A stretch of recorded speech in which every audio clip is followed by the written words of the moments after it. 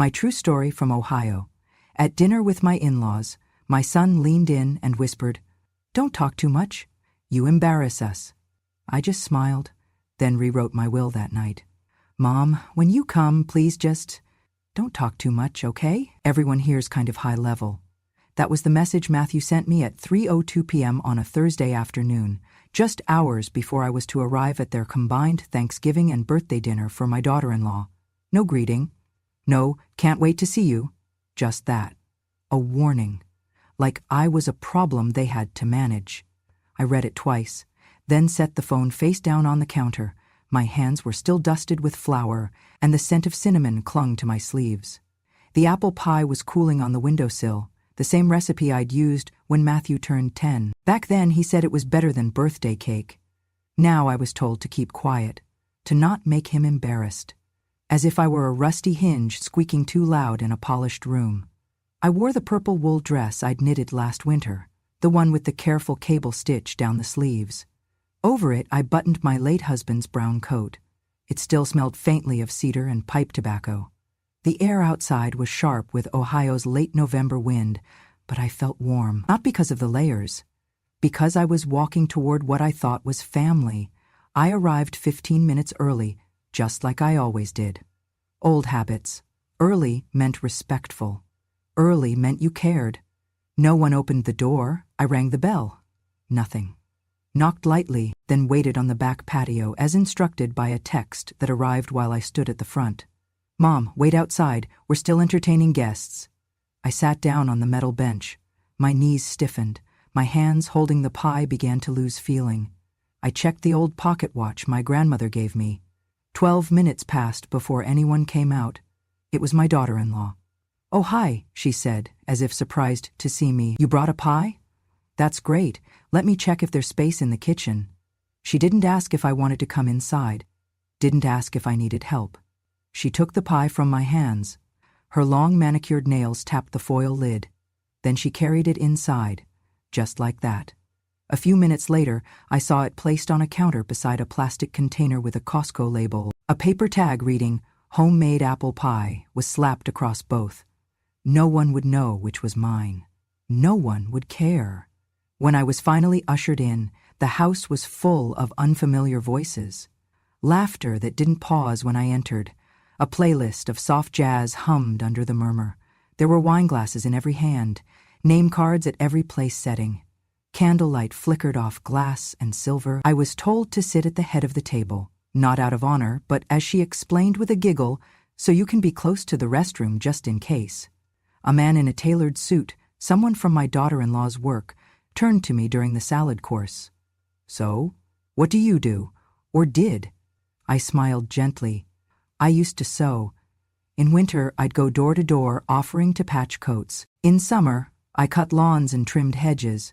There was a pause, a tight silence, then a chuckle from across the table.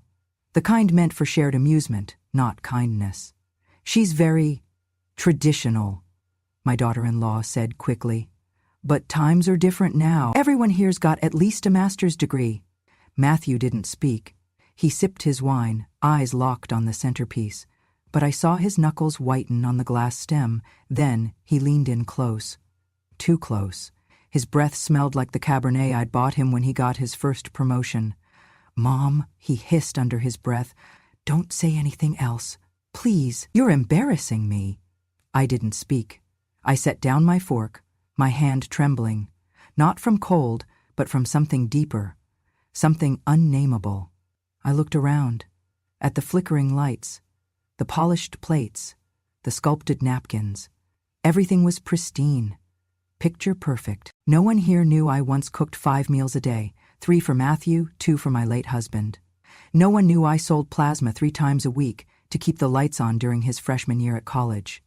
No one remembered that I gave up my bedroom for a decade so Matthew and his wife could have theirs when they were saving for a mortgage. Now I was the embarrassment. Dessert came, my pie was sliced, served. No one asked who made it, no one said thank you. They ate while checking phones, laughing at something I couldn't see. I asked to leave early, claiming I had a headache. No one offered to walk me out. At home, I hung up the coat, slipped out of the dress, folded it carefully. I made tea, sat down, turned on the lamp beside the old photo of my husband in uniform. Then I opened Facebook. There it was, my daughter-in-law's post. Grateful beyond words, Thanksgiving dinner with the people we love most. A group photo. Everyone is smiling, champagne flutes raised, the long table behind them. I looked closer. I saw the corner where I had sat, or should have, but the crop was clean, precise. My face had been cut out. All that remained was a blur of lavender wool at the edge of the frame. I was the only one present, and somehow already erased. I closed the laptop, blew out the candle. I finished my tea, and in that moment, with the weight of silence sitting beside me like a ghost, I made a quiet promise.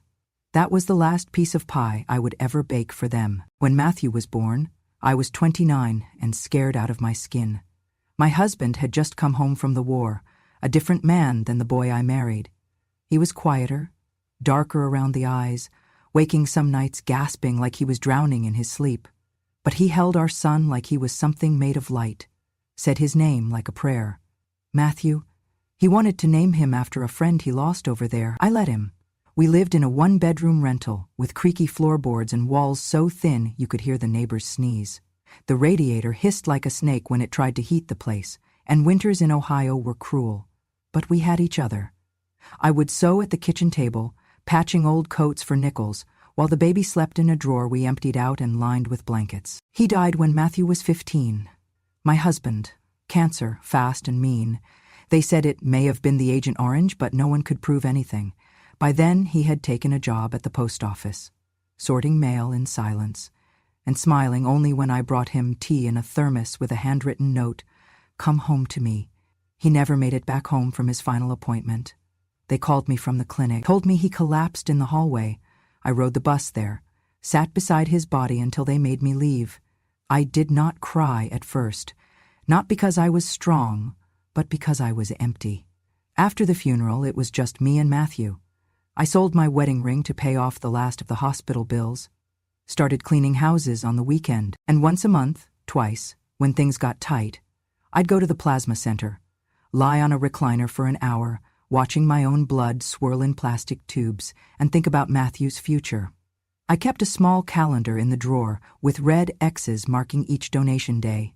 I told myself just a little more until he graduates. He was a sweet boy, gentle, always looking out for me. Once, in the 2nd grade, he came home crying because someone called my clothes weird at the school pickup. That night, I stayed up making him a new shirt from leftover fabric, blue with tiny stars. The sleeves were uneven, the collar was too high. But the next morning, he stood in front of the cracked mirror, puffed out his little chest, and said, "This is my superhero shirt." My mom made it. That shirt lived in his drawer for years, even when it no longer fit. Sometimes, on his birthday, I would find a note tucked into my pillow. "Thank you for being my everything." Once, when he was 12, he told me, "One day, Mom, I'm going to buy you a real house, with a big porch and a rocking chair." I told him I did not need a new house, just him. When high school came, he changed a bit, started to pull away. Friends, music, girls. I understood. That is how boys become men. But he still let me iron his shirts for debate club, still kissed my cheek before bed. College was another story. He got a partial scholarship. The rest I scraped together. Between the sewing, the cleaning, and the blood, I never told him how close we came to losing the house. Never told him about the night I walked 5 miles home after missing the last bus, just to save cab fare. When he got his acceptance letter, he ran into the house yelling, swept me off my feet and said, "We did it, Mom. We." He said we. At the orientation ceremony, parents were invited to attend the first day welcome. I could not afford the bus fare and the new dress he wanted me to wear. So I chose the dress, a soft lavender one I found at Goodwill, and tailored myself, and I borrowed a neighbor's car. But it broke down halfway. I ended up hitchhiking the last 5 miles. I arrived as the dean was finishing his speech. Saw Matthew from a distance, laughing with new friends. There was no seat left, so I stood behind a row of hedges, watched from the shadows. When it was over, I left before he saw me. I didn't want to be the mother in scuffed shoes, the one with calloused hands and eyes too tired. A few days later, I found a thank you card in my mailbox. No stamp, just a hand-drawn heart on the front. Inside, in Matthew's messy handwriting, "None of this would be real without you. I love you, Mom." I kept that card. Still have it. The edges are yellow now, the ink is fading. But when I hold it, I remember the boy who thought I was a superhero. Years passed. He got a job, then a promotion, moved out. Then came the wedding. I gave him the last of our savings to help with the down payment. Gave him the deed to the house, well, most of it, 99%. The lawyer, a friend of my late husband, advised me to keep 1%. Just in case, he said. Paper storms come faster than real ones. At the time, I thought it was silly. Matthew would never, how could he? But I did it anyway. After the wedding, things changed. I was no longer Mom. I was Ellen. I got invited less, called even less than that. My homemade food was interesting. My stories were quaint. My presence was tolerated at best. Still, I kept making that pie every Thanksgiving. Still knitted him scarves every Christmas, even if I never saw him wear them. I still left his old room untouched, as if he might walk in any minute and ask me to iron a shirt. Because once, I was everything, and somehow I had become nothing. But I remembered every bedtime story, every fever I sat through, every sandwich I cut into triangles because he said they tasted better that way. I remembered the way he called my arms the safest place in the world.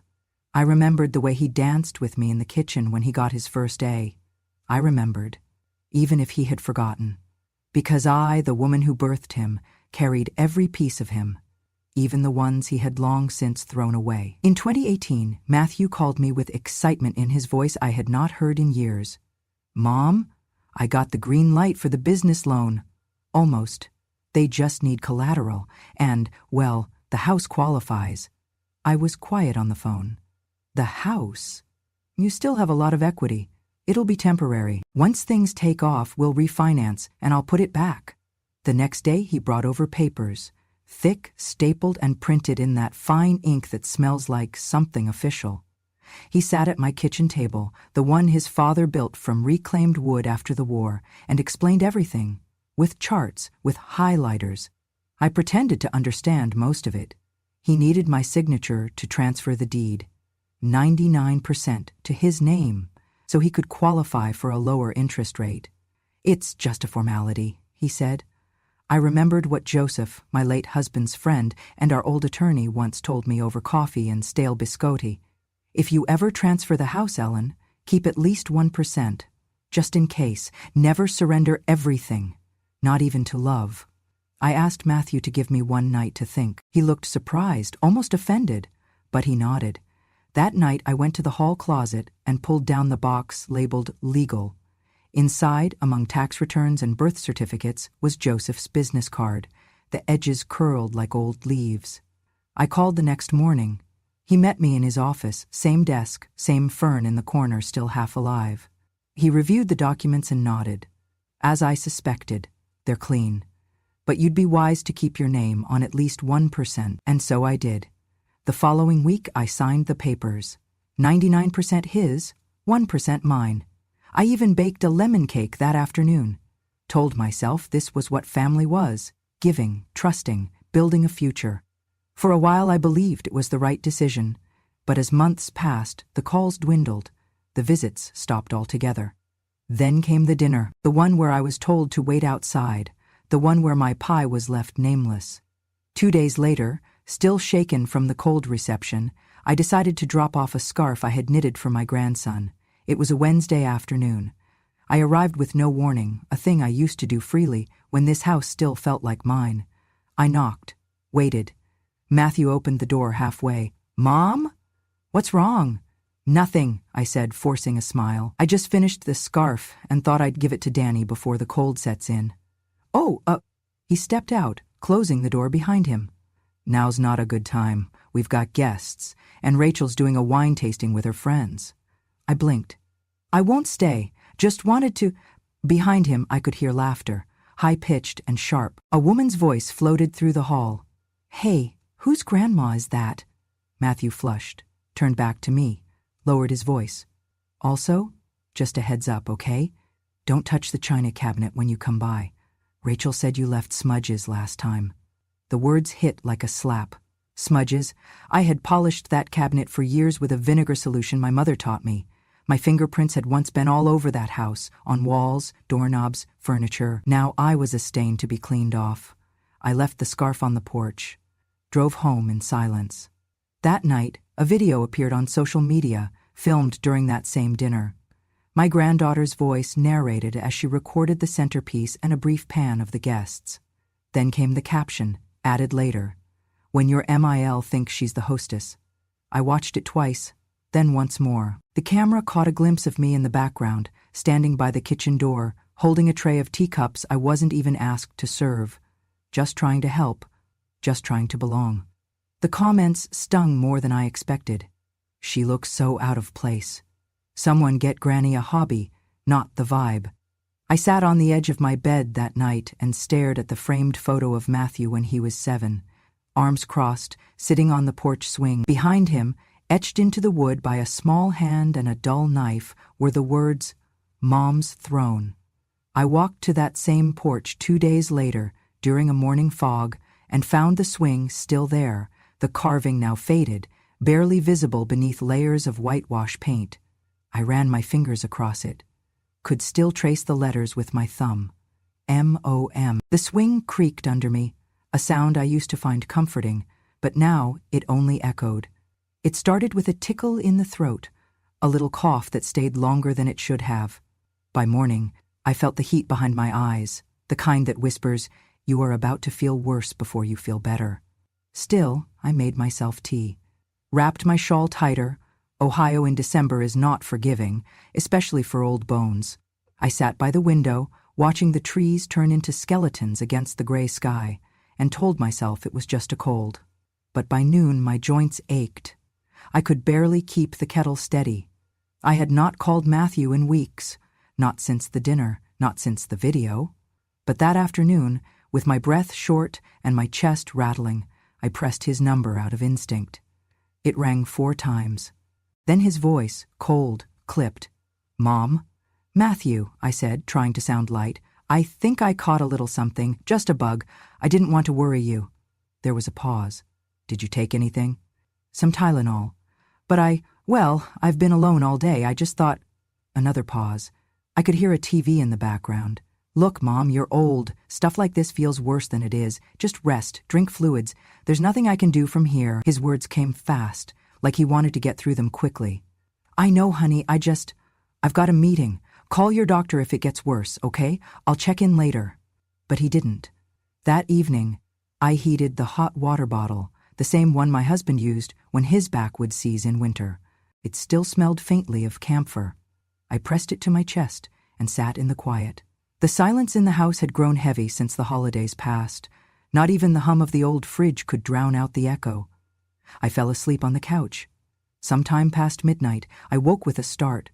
My throat was dry, the blanket half on the floor. I shuffled down the hallway toward the bathroom, passing the guest room, the one I had prepared for Matthew years ago, still with his childhood posters on the walls. Then I heard them, the voices. He was in the room I once called his. He and Rachel. The door was slightly ajar. I froze. "She called again today," Matthew said. His voice was lower than usual. "Tired, maybe." Rachel sighed. "Let me guess. Just a little cough, right?" A pause, then a bitter chuckle. "She always thinks she's dying. Every year, some little thing becomes this whole drama." "I honestly thought last winter would be it," Rachel said. "Remember when she fainted at the farmer's market? I had the funeral outfit picked." Matthew laughed. Not harshly, worse, casually. "Yeah, same. But she's still kicking. Tough old bird. More like a barnacle," Rachel whispered, clinging to everything. I stood frozen, barefoot on the hardwood floor. The cold stung more than the fever. Matthew's voice came again. "I just want some peace. She calls about every sneeze, like we don't have our own lives." "I know, babe," Rachel murmured. "It's just..." She's not going to change. She still thinks she's the center of everything. And then, as if to hammer it in, Matthew added, she's old. Everything feels like the end of the world to her. Honestly, I wish she'd just rest. Leave us alone for a while. I turned back down the hallway, careful not to let the floor creak. In the kitchen, I poured a glass of water with shaking hands. My reflection in the window stared back at me, pale, lined, eyes too tired. I took the hot water bottle and curled up in my late husband's recliner. It still had a dent where his shoulders used to rest. I did not cry. I just stared ahead, not at the TV, not at the clock, but into the stillness.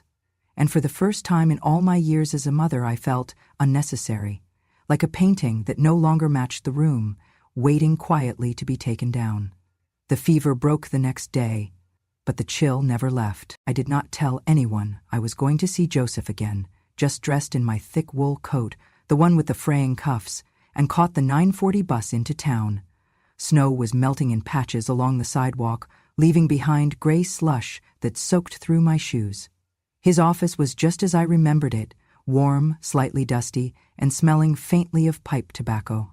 The same fern sat in the corner, now more brown than green, as if loyal enough to die slowly at his side. He looked up from his papers and smiled. "Ellen, I wondered how long it would take." I sat down without speaking, just handed him a copy of the house deed and the voicemail I had saved from the bank confirming my partial ownership was still valid. He reviewed everything in silence, glasses sliding halfway down his nose. Then nodded. "You still hold 1%. That's enough." I looked around the office. It felt like a waiting room for old ghosts. Then I took a breath. "I want to sell it," I said. "The house, all of it. I want out." Joseph leaned back, eyes narrowing not with judgment, but care. "Are you sure?" I was sure the day I heard them call me a burden. This is just the paperwork catching up. He didn't ask more. He had known me too long. We spent the next hour going over documents, signatures, notarizations.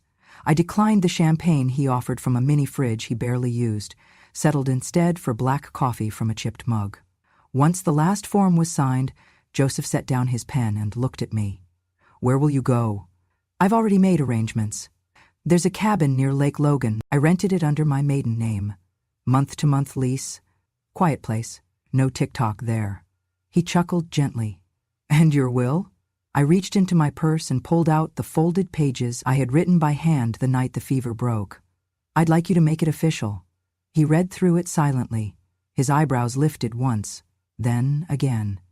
60% to the Women's Trust Fund. For women over 60 left homeless by family, Judith's eyes said. They need dignity more than flowers on their birthdays. And the remaining 40% to a Dr. Amelia Cross? She's the little girl from next door. Used to come over when her parents fought. I taught her to read. She sends me Christmas cards every year. Last one said, "I wouldn't be a doctor if not for you." Joseph nodded, tapping the paper. "And Matthew?" I looked out the window. Snow had started to fall again. Clean, soft, blanketing everything. He waited. I turned back and said evenly, "Leave him nothing." He blinked. Surprised not by the decision, but the steadiness in my voice. "Nothing?" I smiled. "I leave him the freedom he seemed to want so badly, the relief of no longer pretending to care. That is my gift. He no longer has to act like a son." Joseph wrote it down, word for word. Before I left, he handed me a copy of the final paperwork. "Do you want to deliver the 30-day notice yourself?" "Yes," I said, folding the letter gently. "But not in person. It'll come by mail. With something sweet." He gave me a long look. "You sure about all this?" I reached into my coat pocket and pulled out the photo, the one from Thanksgiving, the one where my body was cropped out, only my sleeve and the shadow of my profile barely visible on the edge. I slid it across the desk. They already erased me once.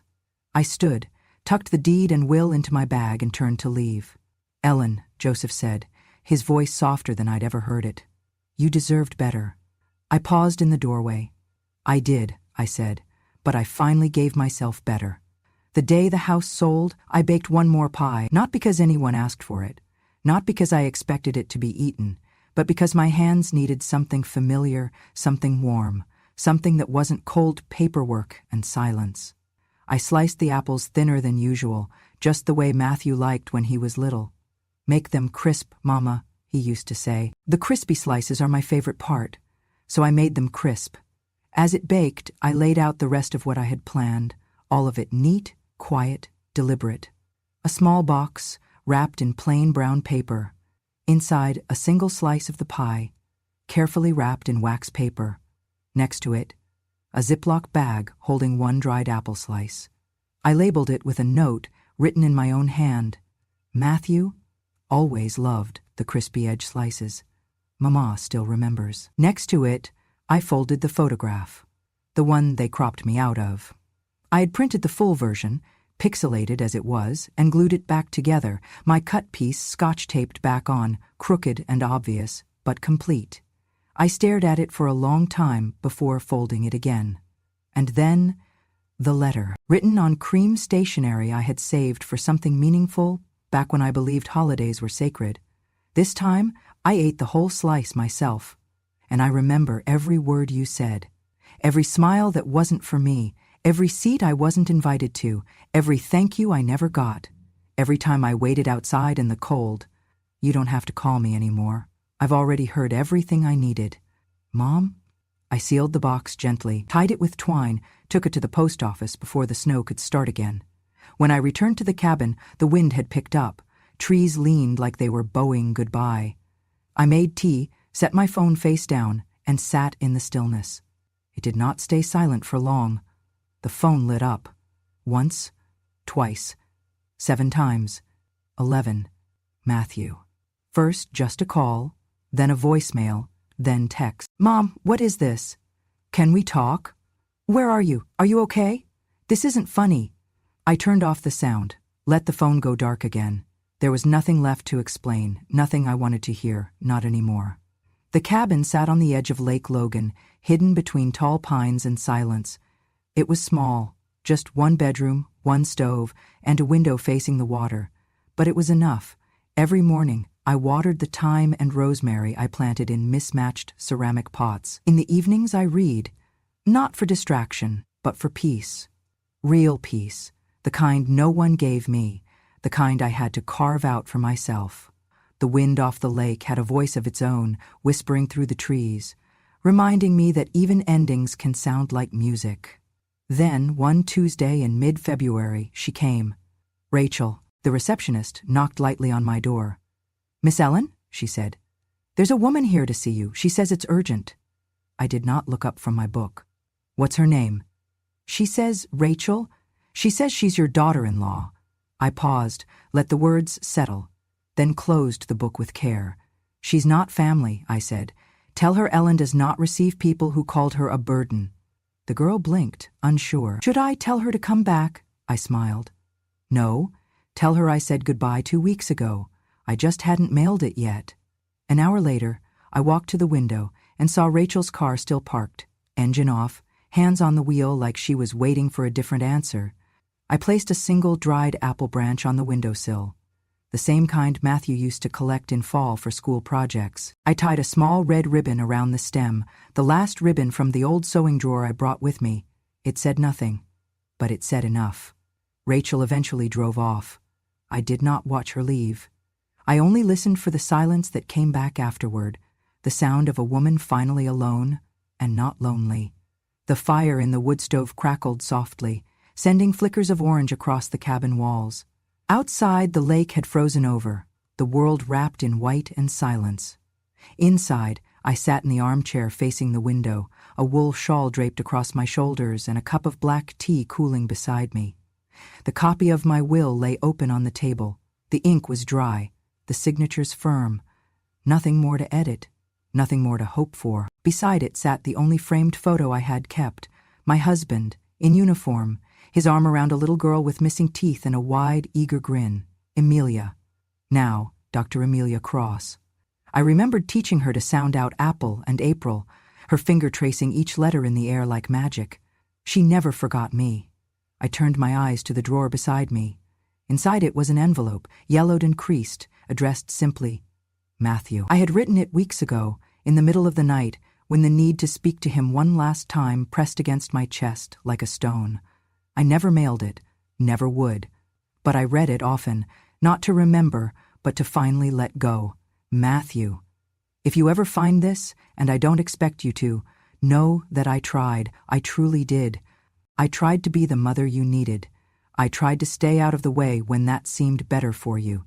I tried to forgive what you didn't even notice you'd done. I kept every drawing you made as a boy. I stitched your name into every school sweater. I cooked, I saved, I gave. And still, somehow, I became the part of your life you wanted to crop out. I don't hate you for it. That's the hardest truth. I thought I would. But the older I get, the more I understand. People don't always hurt us because they're cruel. Sometimes they hurt us because they're weak. If I ever embarrassed you, I'm sorry. But I'm more sorry that you only saw shame where there was sacrifice, that you saw noise where there was love.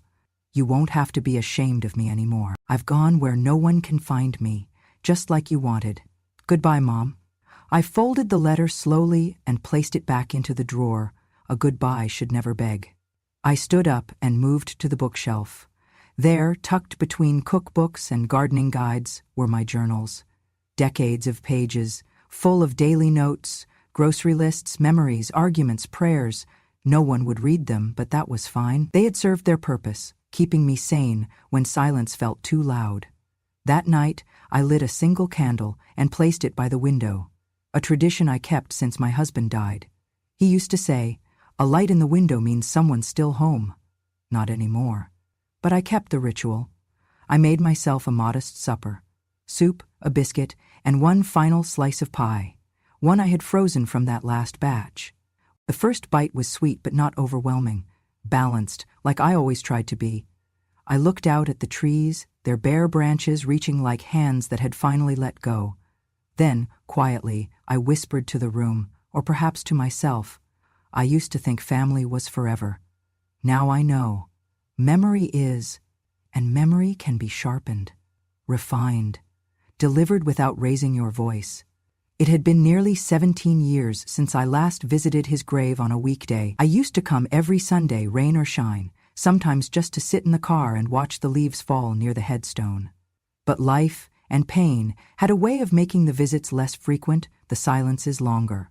That morning, I brought a small thermos of coffee and one of his old scarves, still carrying the scent of cedar from my closet. The cemetery was quiet, a light breeze pushing the gray clouds across the sky like slow-moving regrets.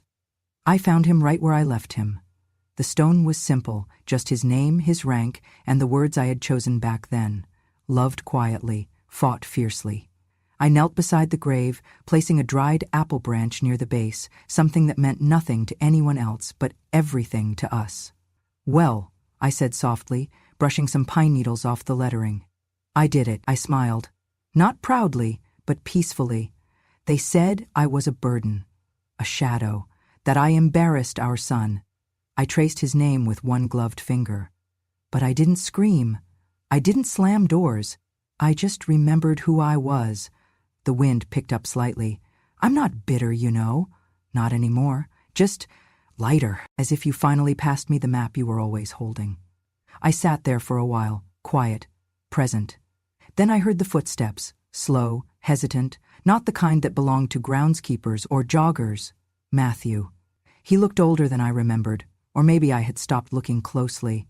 His coat was too thin for the weather, his eyes rimmed red as if from sleep or guilt. He stopped a few feet away, his hands trembling slightly.